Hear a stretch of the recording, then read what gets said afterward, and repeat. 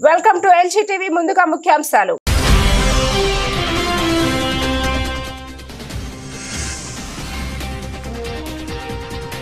Japan కున్న Telangana CM Revanth Reddy బృందం Sony group సహా వివిధ సంస్థలతో భేటీ.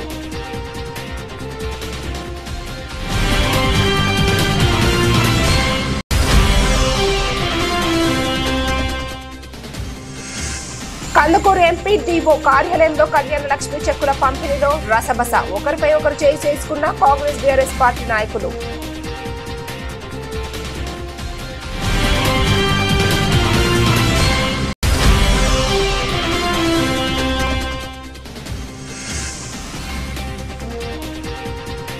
బీఆర్ఎస్ రజతోత్సవ బహిరంగ సభ వాల్ పోస్టర్ ఆవిష్కరించిన చేవెళ్ల బీఆర్ఎస్ పార్టీ నాయకులు.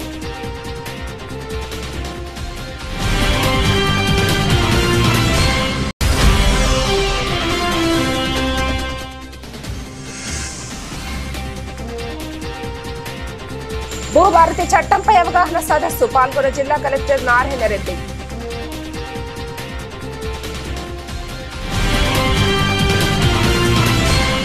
జపాన్ లో పర్యటిస్తున్న ముఖ్యమంత్రి రేవంత్ రెడ్డి సారథ్యంలోని తెలంగాణ రైజింగ్ ప్రతినిధి బృందం గురువారం జపాన్ ఇంటర్నేషనల్ కోఆపరేషన్ ఏజెన్సీ ఉన్నత యాజమాన్యంతో సమావేశమైంది. ముఖ్యమంత్రితో పాటు ప్రభుత్వ ఉన్నతాధికారులు, JICA senior vice president Shri Shohei Hara, ఆ సంస్థ సీనియర్ మేనేజర్లు ఈ సమావేశంలో పాల్గొన్నారు. రాష్ట్ర ప్రభుత్వం ప్రతిష్టాత్మకంగా చేపట్టిన మెట్రో రైలు 2వ దశ, మూసి పునర్జీవనం, రీజనల్ రింగ్ రోడ్డు నుంచి ఔటర్ రింగ్ రోడ్డుకు అనుసంధానించే రేడియల్ రోడ్లు, ఇతర మౌలిక సదుపాయాల ప్రాజెక్టులకు ఆర్థిక సాయం అందించాలని జైకాను కోరింది. పెట్టుబడిదారులను ఆకర్షించిన తెలంగాణ ప్రభుత్వం అమలు చేస్తున్న సానుకూల విధానాలు ప్రపంచ పెట్టుబడుల గమ్యస్థానంగా హైదరాబాద్ ను అత్యంత ఆకర్షణీయమైన నగరంగా అభివృద్ధి చేసేందుకు చేపట్టిన మౌలిక సదుపాయాల ప్రాజెక్టుల గురించి ముఖ్యమంత్రి ఈ సమావేశంలో వివరించారు. జపాన్ పర్యటనలో భాగంగా ముఖ్యమంత్రి రేవంత్ రెడ్డి గారి నేతృత్వంలో తెలంగాణ రైజింగ్ ప్రతినిధి బృందం టోక్యో నగరంలో ప్రఖ్యాత మల్టీనేషనల్ వ్యాపార దిగ్గజం సోనీ కార్పొరేషన్ ప్రధాన కార్యాలయాన్ని సందర్శించింది. ఈ సందర్భంగా సోనీ కంపెనీకి చెందిన యానిమేషన్ అనుబంధ సంస్థ క్రంచైరోల్ బృందాన్ని కలిసింది. సోనీ కార్పొరేషన్ తయారు చేస్తున్న కొత్త ఉత్పత్తులు, చేపడుతున్న కొత్త కార్యక్రమాలను ప్రదర్శించిన కంపెనీ ప్రతినిధులు ఆయా ఉత్పత్తులతో పాటు వారి పనితీరును ముఖ్యమంత్రి గారికి వివరించారు. ఈ సందర్భంగా సోనీ కంపెనీ యానిమేషన్ అనుబంధ సంస్థ క్రంచైరోల్ ప్రతినిధులతో ముఖ్యమంత్రి గారి బృందం వివరాత్మక చర్చలు జరిపింది. యానిమేషన్, విఎఫ్ఎక్స్, గేమింగ్ రంగాలలో పెట్టుబడుల విస్తరణకు హైదరాబాద్ లో ఉన్న అవకాశాలు, అనుకూలతలను తెలంగాణ బృందం కంపెనీ ప్రతినిధులకు వివరించింది. ఎండ్ టు ఎండ్ ప్రొడక్షన్ సామర్థ్యాన్ని కలిగి ఉండే అత్యాధునిక ఫిలిం సిటీని ఏర్పాటు చేయాలని భావిస్తున్నట్లు ముఖ్యమంత్రి గారు తమ భవిష్యత్తును, విజన్ను వారితో పంచుకున్నారు. కళ్యాణ లక్ష్మి చెక్కుల పంపిణీ కార్యక్రమం రసబసగా మారింది. కాంగ్రెస్ బీఆర్ఎస్ పార్టీ నాయకులు ఒకరిపై ఒకరు చేయి చేసుకున్నారు. రంగారెడ్డి జిల్లా మహేశ్వరం నియోజకవర్గం కందుకూరు మండల ప్రజా పరిషత్ కార్యాలయంలో మహేశ్వరం ఎమ్మెల్యే సబితా ఇంద్రారెడ్డి కళ్యాణ లక్ష్మి చెక్కుల పంపిణీ కార్యక్రమంలో పాల్గొన్నారు.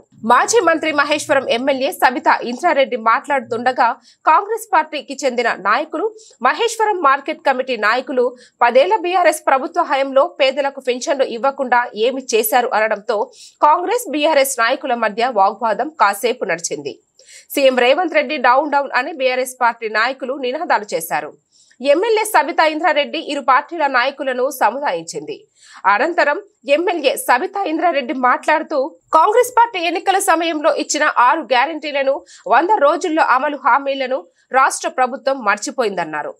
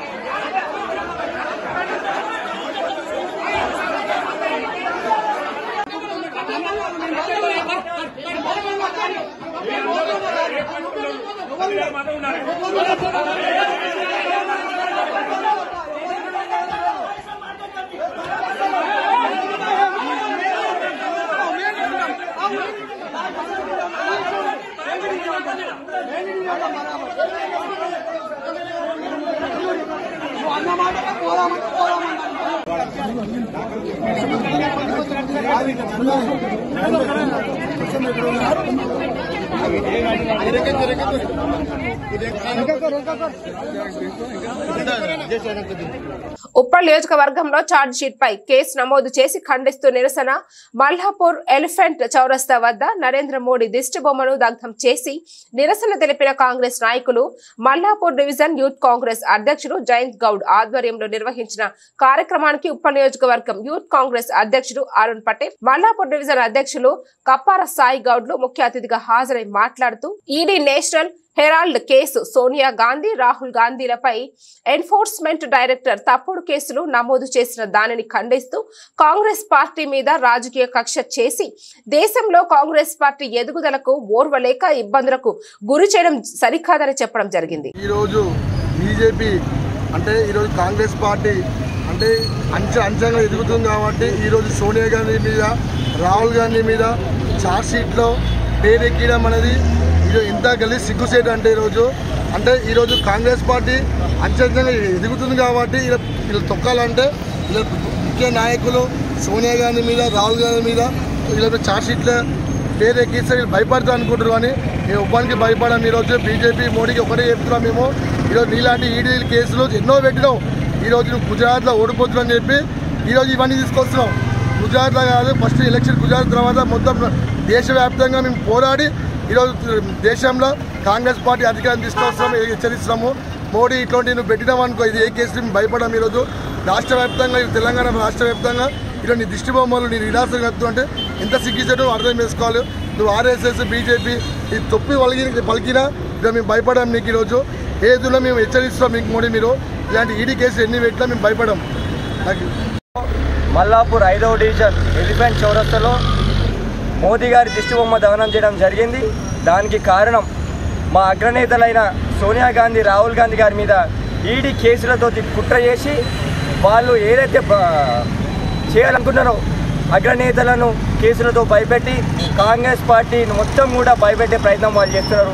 మేము వాళ్ళకి చెప్తున్నాం, యువజన కాంగ్రెస్ ఉన్నంత వరకు కాంగ్రెస్ పార్టీ నాయకుల మీద ఈగ కూడా వాళ్ళని ఏమో మీ ప్రభుత్వం గత 11 సంవత్సరాలలో సంవత్సరానికి 2 కోట్ల ఉద్యోగాలు ఇస్తా అని చెప్పి ఈరోజు 11 సంవత్సరాలు అయింది. ఈ 2 కోట్ల ఉద్యోగాలు మీరు ఇవ్వాలి. తెలంగాణ రాష్ట్రానికే 60 లక్షల ఉద్యోగాలు ఇవ్వాలి. మరి ఎన్ని ఉద్యోగాలు ఇవ్వాలా బీజేపీ ప్రభుత్వం మీ తెలంగాణ రాష్ట్రానికి ఇచ్చింది? ఎన్ని ఆస్తులు తెలంగాణ రాష్ట్రంలో సృష్టించింది? ఎన్ని డ్యాములు కట్టిరు? ఎన్ని రోడ్లు వేసిరు? దీనికి సమాధానం చెప్పారు. కానీ ప్రశ్నించోళ్ళ మీద కేసులు పెడుతున్నారు. ఏమనంటే ఈడీ పెడతారు, లేదంటే సిబిఐ పెడతారు. ఈ రెండే మోదీ యొక్క ప్రధాన హక్కులు. అంతేగాని రైతులను కానీ, యువకులను కానీ, విద్యార్థులను కానీ ఏ ఒక్కరిని కూడా పట్టించుకోలే. 11 సంవత్సరాల ఈ పాలన అనేది అంతమైపోయింది. గతసారి మిమ్మల్ని 353 సీట్లుంటే ఈసారి 293 సీట్లకి పరిమితం చేశారు. రాబోయే రోజుల్లో 100 సీట్లకే మిమ్మల్ని పరిమితం చేస్తాం. రాహుల్ గాంధీ గారు ప్రధానమంత్రి అవుతారు.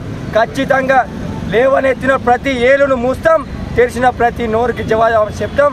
యువజన కాంగ్రెస్ ఉక్కు పోరాటం చేస్తుంది. దయచేసి ఇలాంటి కక్షపూరితమైన రాజకీయాలు మానుకోవాలని చెప్పి యువజన కాంగ్రెస్ పక్షాన మేము హెచ్చరిస్తున్నాం. ధన్యవాదాలు. కాంగ్రెస్ అధినేత అయినటువంటి సోనియా గాంధీ మీద, రాహుల్ గాంధీ గారి మీద ఏదైతే ఛార్జ్షీట్లో A1, A2 పెట్టిన ఈ బీజేపీ ప్రభుత్వం ఏదైతే ఈ దొంగ ప్రభుత్వం ఏదైతే ఉందో, ఇవాళ అంచెలంచెలుగా ఎదుగుతున్న కాంగ్రెస్ పార్టీ మీద విమర్శలు చేద్దామన్న ఉద్దేశంతో ఇవాళ కాంగ్రెస్ పార్టీని నష్టం చేకూర్చాలన్న నీ దురుద్దేశం ఏదైతే ఉందో దాన్ని ప్రజలు తిప్పికొడతారు. ప్రజలన్నీ గమనిస్తున్నారు. ఇవాళ నీ డబుల్ ఇంజన్ సర్కార్, నీ బీజేపీ పాలన అంటున్నావు. ఇవాళ నీ డబుల్ ఇంజన్ సర్కార్లో ఏడిస్తురు నీ సన్న బియ్యం. ఇవాళ మా తెలంగాణ రాష్ట్రంలో ఇస్తురు.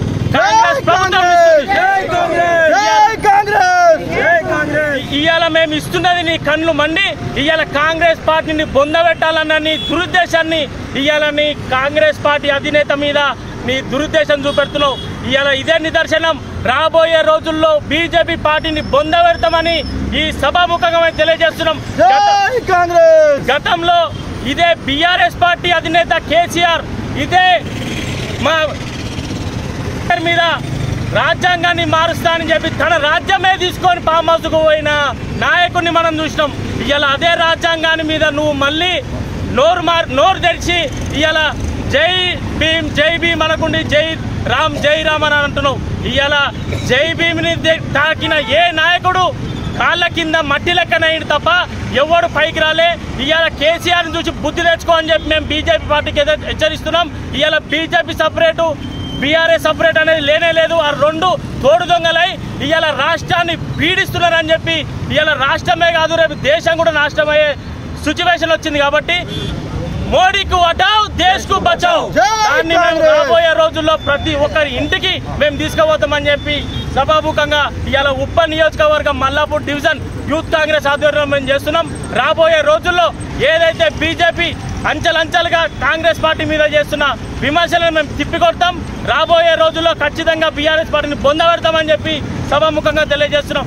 మోడీకు శ్రీ లక్ష్మీ చెన్నకేశ్వర స్వామి వారి తిరునాళ్ల మహోత్సవం సందర్భంగా తెల్లవారుజామున నుంచే భక్తులు పెద్ద సంఖ్యలో తరలివచ్చి శ్రీ లక్ష్మీ చెన్నకేశ్వర స్వామి దేవాలయం చేరుకుని స్వామివారిని దర్శించుకుని తీర్థ ప్రసాదాలను స్వీకరించారు. స్థానిక ఎమ్మెల్యే జూలకంటి బ్రహ్మానందరెడ్డి కుటుంబ సమేతంగా తరలివచ్చి ప్రత్యేక పూజలు నిర్వహించారు. రథం ముందు కొబ్బరికాయ కొట్టి రథోత్సవం ప్రారంభించారు. పాడి పంటలతో పల్నాడు సస్యశ్యామలంగా తులతూగాలని స్వామివారికి పూజలు నిర్వహించిన ఎమ్మెల్యే జూలకంటి బ్రహ్మానందరెడ్డి ఈ సందర్భంగా దేవాలయం ఈవో మాట్లాడుతూ మాచర్ల శ్రీ లక్ష్మీ చెన్నకేశ్వర స్వామి తిరునాళ సందర్భంగా ప్రధానమైన ఘట్టం రజతోత్సవం అని, ఈ రజతోత్సవం తిలకించేందుకు తెలుగు రాష్ట్రాల ప్రజలు రాష్ట్ర నలుమూల నుండి పెద్ద సంఖ్యలో తరలి వస్తారని, అందుకు అనుగుణంగా అన్ని శాఖల అధికారులతో ప్రణాళిక రూపొందించి రజతోత్సవం బయలుదేరే సమయంలో ఎలాంటి అవాంఛనీయ సంఘటనలు జరగకుండా చర్యలు చేపట్టడం జరిగిందని తెలిపారు. అమరావతి తర్వాత మాచర్ల పట్టణంలోనే అతిపెద్ద రజతోత్సవం ఊరేగింపు కార్యక్రమం నిర్వహించడం జరుగుతుందని తెలిపారు. యువకులు పెద్ద సంఖ్యలో పాల్గొని జై చెన్నకేశవ జై చెన్నకేశవ అంటూ రథం లాగుతుండగా పోలీసులు పెద్ద సంఖ్యలో పాల్గొని ఎలాంటి అవాంఛనీయ సంఘటనలు జరగకుండా చర్యలు చేపట్టారు. ఏఐ సాంకేతికతతో తొలి తెలుగు జానపద గీతం హైదరాబాద్ బషీర్బాగ్ ప్రెస్ క్లబ్ లో విడుదలైంది. రోజురోజుకి మన జీవితంలో భాగమవుతున్న కృత్రిమ మేధ ఇప్పుడు మన తెలుగు జానపద గీతాలు కూడా పాడేస్తుంది. దీనికి కొన్ని మ్యూజిక్ స్టూడియోస్ అనే యూట్యూబ్ ఛానల్ సాకారం చేసింది. ఈ సందర్భంగా దీనిని కిన్నె మ్యూజిక్ స్టూడియోస్ అనే యూట్యూబ్ ఛానల్ సాకారం చేసింది. ఈ సందర్భంగా కిన్నె మ్యూజిక్ స్టూడియోస్ కి చెందిన కిషోర్ కుమార్ ఏనుగు రచించిన ఈ పిల్ల అనే జానపద గీతం ప్రోమోను విడుదల చేశారు. పాటకు సంబంధించిన పోస్టర్ ను ఆవిష్కరించారు. ఈ సందర్భంగా కిషోర్ కుమార్ మాట్లాడుతూ ఈ సాంకేతిక పరిజ్ఞానం ద్వారా నిమిషాల వ్యవధిలో పాటలు సృష్టించడం సాధ్యమవుతుందని చెప్పారు. సరైన పదబంధాలతో రచించిన పాటల ద్వారా భావాలను వ్యక్తీకరించే అవకాశం లభిస్తుందని తెలిపారు. వీడియో రూపంలో ఈ నెల 18న ఉదయం 8 గంటలకు వారి యూట్యూబ్ ఛానల్ కిన్నె మ్యూజిక్ స్టూడియోస్ ద్వారా విడుదల చేయనున్నట్లు పేర్కొన్నారు. నమస్కారం అండి, నా పేరు కిషోర్ కుమార్ ఏనుగు. నేను కిన్నె మ్యూజిక్ స్టూడియోస్ అనే సంస్థ నుండి వచ్చాము. మా ప్రత్యేకత ఏంటంటే ఏఐ సాంకేతికతోని మనము సాంగ్స్ అనేవి జనరేట్ చేస్తుంటాము. ఇదే పద్ధతిలో మనము తొలి తెలుగు ఫోక్ సాంగ్ ఈ పిల్ల అనే సాంగ్ని తయారు చేసి దానికి వీడియో తీయడం జరిగింది. దీనికోసం మేము అంతా ఫస్ట్ టైమర్స్ కలిసి ఒక వీడియో సాంగ్ చేసాము. అది దానికి మా ఇనిషియేటర్ మా కొరియోగ్రాఫర్ హర్ష, మా డైరెక్టర్ చైతన్య, మా డిఓపి అండ్ ఎడిటర్ నీరజ్ పిల్లి, అండ్ మా హీరో వంశీకృష్ణ, అండ్ మా హీరోయిన్ సరస్వతి చవాన్, అండ్ మా posters and after effect supervisor మా చందు, అందరం కలిసి మేమంతా బృందంగా ఏర్పడి ఈ సాంగ్ని చిత్రీకరించి మన జనాలకి ఉన్న బాహుల్యంలోకి తీసుకెళ్లాలని ప్రయత్నిస్తున్నాము. దీని ద్వారా ఏంటంటే మనం ఏఐ సాంకేతికతతోని మన తెలుగు జానపద గేయాలని కూడా జనరేట్ చేయగలుగుతాం. దీనికి ముఖ్యమైనది ఏంటంటే ఈ ఒరిజినల్ లిరిక్స్, ఇవన్నీ కూడా లిరిక్స్ నేను స్వయంగా రాసి జనరేట్ చేసిన సాంగ్స్ ఇవి. సో దీనివల్ల ఏంటంటే మనకి ఒక ఎక్కువ ఎఫర్ట్ లేకుండా సాంగ్స్ని ఫాస్ట్గా జనరేట్ చేయగలుగుతున్నాం మనం. సో లిరిక్ ఉంటే చాలు, మనం సాంగ్స్ని జనరేట్ చేయగలుగుతాం. ఇంకా ఈ సాంగ్ విషయానికి వస్తే ఈ పిల్ల అనేది ఒక పల్లెటూరి జానపద గేయం. సో ఇది స్టార్ట్ అయ్యేది ఒక పల్లెటూరు వాతావరణంలో స్టార్ట్ అవుతుంది. ఒక అమ్మాయి అబ్బాయి మధ్య ఒక చిన్న గొడవతో స్టార్ట్ అయ్యి తర్వాత అబ్బాయి అమ్మాయిని పొగడము, తర్వాత అమ్మాయి అబ్బాయిని పొగడము, దాని తర్వాత ఇద్దరు కలిసి మన పాటని పొగుడుతూ అట్లా ముగుస్తుంది దీన్ని. సో ఈ చిత్రీకరణ అంతా కూడా మన నర్సాపూర్ దగ్గర అల్లిపూర్ అనే గ్రామంలో చేసామండి. ఈ అల్లిపూర్ గ్రామంలో మంచి ప్రకృతి సోయగాలు ఉంటాయి, అవన్నీ మేము వీడియోలో క్యాప్చర్ చేసాం. థ్యాంక్ యూ అండి. ఈ నెల ఏప్రిల్ 27న వరంగల్లో జరిగే పార్టీ ఆవిర్భావ రజతోత్సవ బహిరంగ సభ సందర్భంగా చేవెళ్ల మున్సిపల్ పరిధిలోని వాల్ పోస్టర్ విడుదల చేసి బీఆర్ఎస్ నాయకులు ఈ సందర్భంగా రంగారెడ్డి జిల్లా DCMS చైర్మన్ పట్లొట్ల కృష్ణారెడ్డి మాట్లాడుతూ భారత రాష్ట్ర సమితి 25వ సంవత్సరంలో అడుగు పెడుతున్న సందర్భంగా రజతోత్సవ వేడుకల్లో వరంగల్లో భారీ బహిరంగ సభ చేవెళ్ల నియోజకవర్గంలో ఉన్నటువంటి బీఆర్ఎస్ పార్టీ నాయకులు కార్యకర్తలు ప్రతి ఒక్కరు కూడా వేలాదిగా తరలి రావాలని అన్నారు. రేవంత్ రెడ్డి పాలన ఫెయిల్ అయింది, రుణమాఫీ చేస్తా అని సగం రుణమాఫీ చేసి చేతులు ఎత్తేసిండు. వానాకాలం రైతు బంధు ఎగ్గొట్టిన డబ్బులు 13,000 కోట్లు, రుణమాఫీ చేసింది 14,000 కోట్లు. అంటే రైతు బంధు ఎగ్గొట్టి రుణమాఫీ సగం చేసిండు. 27న జరగబోయే బహిరంగ సభకు భారీ ఎత్తున జనాలు బాగా సమకూరుతున్నారు. ఈ యొక్క బహిరంగ సభకు మన చేవెళ్ల నియోజకవర్గం నుంచి పెద్ద ఎత్తున ఒక 15,000 మంది దాకా బయలుదేరుతున్నాం. ఈ యొక్క సభను అందరం కూడా జయప్రదం చేయాలి. ఈ యొక్క కాంగ్రెస్ పాలన చేస్తున్నటువంటి అరాచకాలను అరికట్టాలంటే కంపల్సరీ భారీ ఎత్తున తరలి రావాలని చెప్పి ప్రజలందరికీ కూడా తెలియజేస్తున్నాం. ఈ యొక్క కాంగ్రెస్ పాలన నుండి మనం విముక్తి చేసుకోవాలంటే కంపల్సరీ ఈ యొక్క భారీ బహిరంగ సభను జయప్రదం చేయవలసిందిగా కోరుతున్నాం. జై కేసీఆర్. ఏప్రిల్ 27 అనగా ఈ నెల 27వ తారీఖున వరంగల్లో భారీ బహిరంగ సభ ఏర్పాటు చేయడం జరిగింది. బీఆర్ఎస్ పార్టీ టీఆర్ఎస్ పార్టీ ఆవిర్భవించి 25 సంవత్సరాలు పూర్తి చేసుకుంటున్న సందర్భంగా రాష్ట్ర బీఆర్ఎస్ అధ్యక్షుడు కేసీఆర్ గారి అధ్యక్షతన భారీ బహిరంగ సభ సుమారు 10 లక్షల మంది జనాలతో అక్కడ సభ నిర్వహించడం జరుగుతుంది. ఆ సభకు చేవెళ్ల నియోజకవర్గం నుంచి పెద్ద ఎత్తున చేవెళ్ల మండలం చేవెళ్ల నియోజకవర్గం పెద్ద ఎత్తున ప్రజలు తరలివచ్చి ఈ యొక్క సభను విజయవంతం చేస్తారని మనం చేసుకుంటాం. 27 తారీఖు నాడు పెద్ద సభ వరంగల్ సభకు అందరం కలిసి మేము అనుకున్నాం. కేసీఆర్ పెట్టిన పథకాలు పెట్టి ఎంతెంత చేసినా మీకు అందరూ తెలుసు. అది 25 సంవత్సరాల నుంచి కేసీఆర్ పాలన మీకు ఎంత చూసిన సందర్భంగా మీ అందరికీ ఏంటంటే ఈనాడు మనకు ఎంతో గొప్పగా వాళ్ళు చేసే పథకాలు, మనం కాంగ్రెస్ చేసే పథకాలని మీకు తెలుసు. అన్ని పథకాల మీద హామీ ఇచ్చి ఏదో ముఖ్యమంత్రి అయ్యి అడ్డంతో మాట్లాడు, అది ప్రజలకు అది మంచి పద్ధతి కాదు. ఎవరినైనా కానీ సీఎం అయినప్పుడు ఒక ఇచ్చోని లేక మాట్లాడితే మాత్రం సహించేది. మళ్ళీ వచ్చేది మన టీఆర్ఎస్ ప్రభుత్వమే, మళ్ళీ కేసీఆర్ ముఖ్యమంత్రి అవుతారని అనుకుంటా. అదేవిధంగా ఎందుకంటే అన్ని పథకాలు మనం చూసినాం. తులం బంగారం ఇప్పుడు 50,000 బంగారం ₹1,00,000 అయ్యా. మీకు అందరికి ఇంకేం చేస్తాడు, అన్ని అయిపోయినాయి. ఆడవిళ్లకు 2,500 ఇస్తారు, అందరికి ఉన్న ఆడవిళ్లకు అంత చెప్పి అందరు కూడా ఎంతెంతో మురిసి అందరు ఇచ్చేగా మాకు ఇచ్చాట అని చెప్పి ఇవాళ వాళ్ళే చెప్పులతో మైక్ లో మాట్లాడితే ఒక ముసలాయన మాట్లాడుతుంది మీకు తెలుసు. లంజ కొడుక గాది కొడుక అనేది మేము అవన్నీ అనదలుచుకోలేం. కానీ ఇప్పటికైనా కళ్ళు తెరిచి మాటలు తిట్టకుండా సరిగ్గా ఇంకా 3 ఏళ్ళ అంత ముందు కాబట్టి మాటలు తిట్టకుండా ఎవరైనా తిట్టకు. కేసీఆర్ కొన్ని తిట్టాడు కాదు, మన ఉన్న ప్రజానీకాన్ని మొత్తం కూడా మన ప్రజలకు నాయకులు అందరిని తిట్టినట్టయితే ఆ తిట్టుడు బంద్ చేసుకొని ఇప్పుడైనా సరిగ్గా 3 ఏళ్ళ పరిపాలన సరిగ్గా చేసుకో.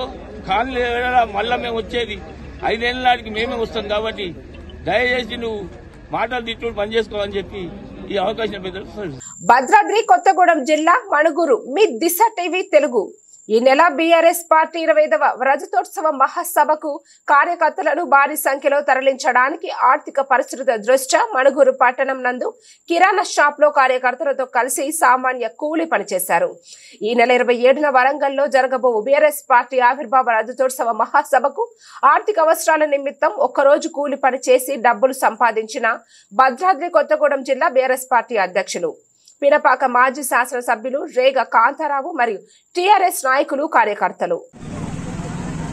తెలంగాణ సమస్యల్లో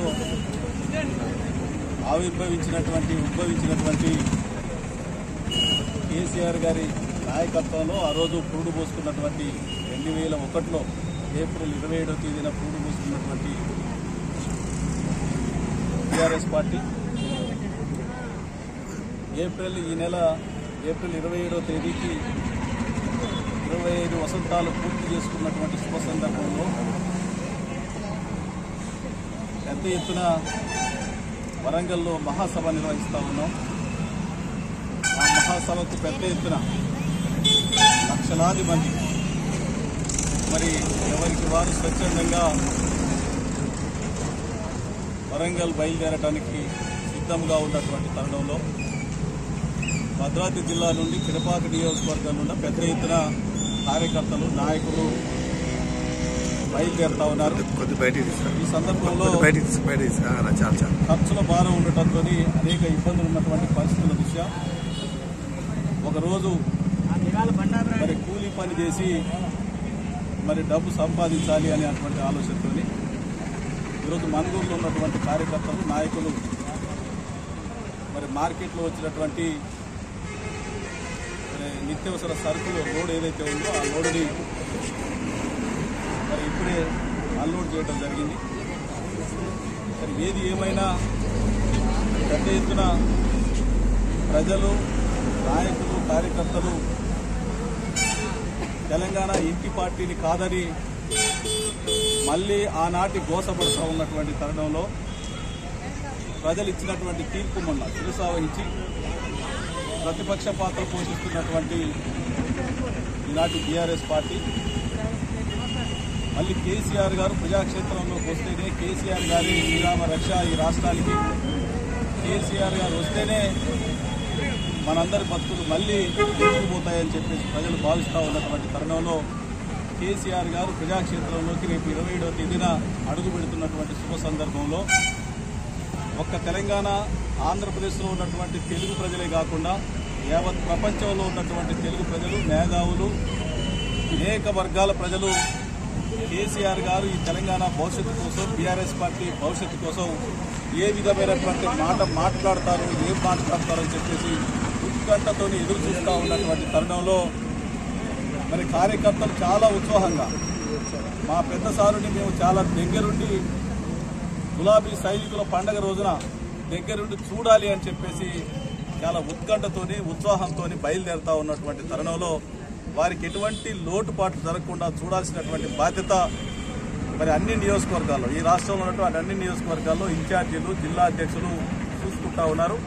ఎటువంటి అవకతవకలు జరగకుండా ఎటువంటి ఇబ్బంది కలగకుండా కార్యకర్తలు మళ్ళీ సభ అయిపోయిన తర్వాత మళ్ళీ ఇంటికి తీసుకొచ్చేంత వరకు కూడా జాగ్రత్త వహించమని చెప్పి ఆదేశించడం జరిగింది మా అధ్యక్షులు గౌరవ కేసీఆర్ గారు.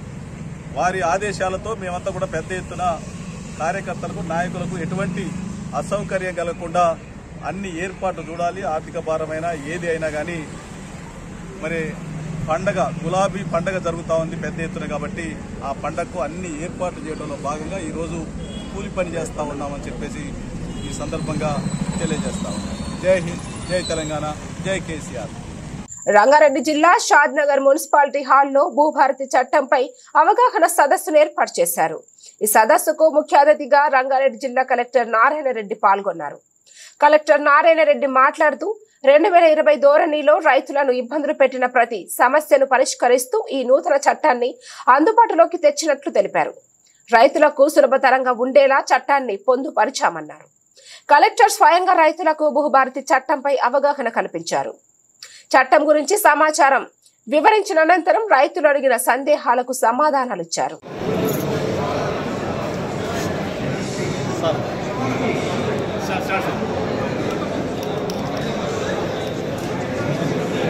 రాష్ట్ర ప్రభుత్వం గౌరవ ముఖ్యమంత్రి గారి ఆదేశాల మేరకు ఈరోజు అన్ని మండలాల్లో కూడా కొత్త భూభారతి చట్టం పైన అవగాహన సదస్సులు నిర్వహిస్తున్నాం.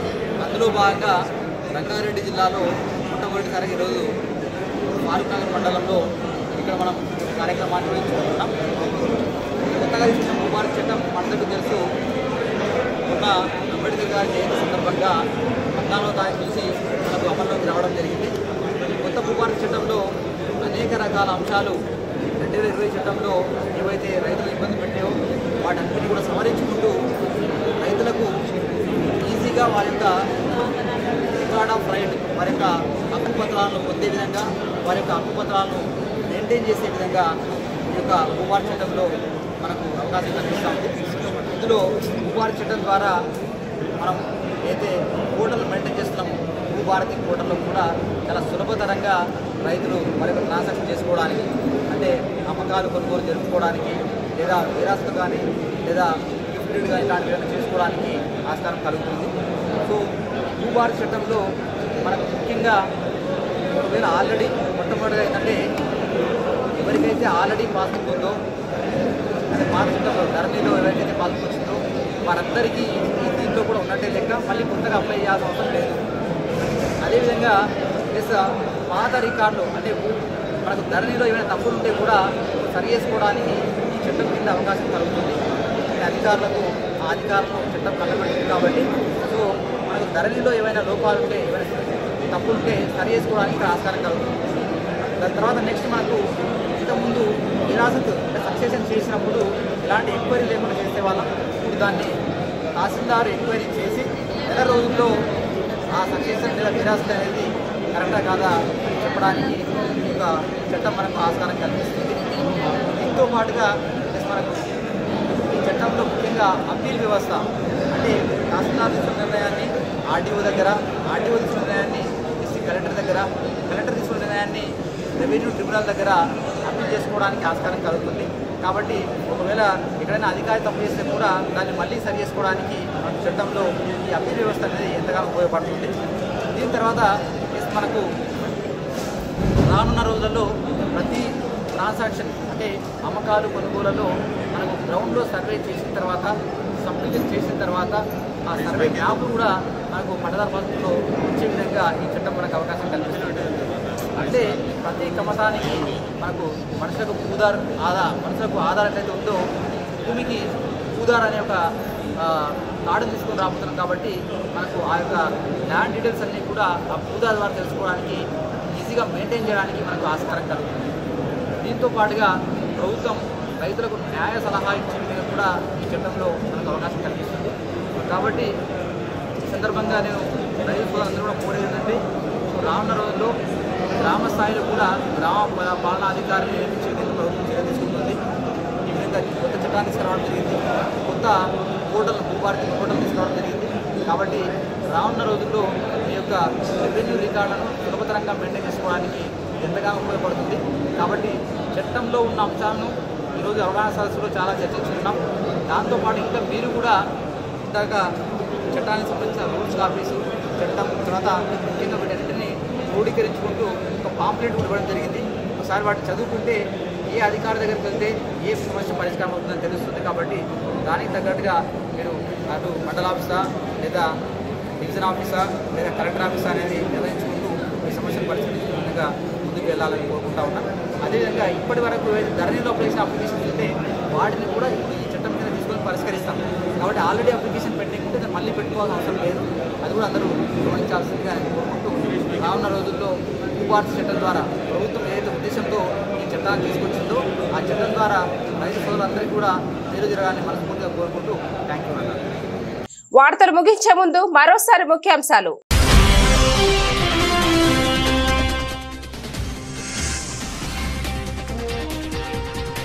జపాన్ అనుకున్న తెలంగాణ సీఎం రేవంత్ రెడ్డి బృందం సోనీ గ్రూప్ సహా వివిధ సంస్థలతో భేటీ.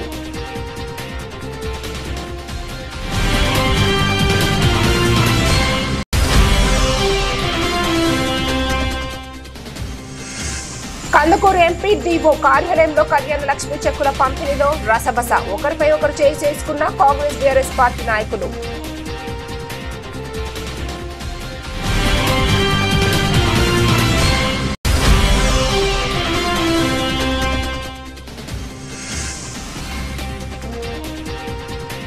బీఆర్ఎస్ రజతోత్సవ బహిరంగ సభ, వాల్ పోస్టర్ ఆవిష్కరించిన చేవెళ్ల బీఆర్ఎస్ పార్టీ నాయకులు.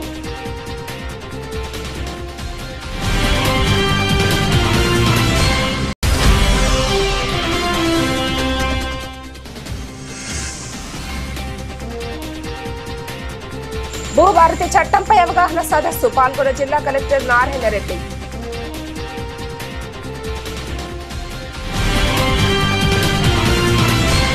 ఇంతటితో ఈ వార్తలకు సమాప్తం. తిరిగి రేపటి వార్తల్లో మళ్ళీ కలుద్దాం. అంతవరకు సెలవు.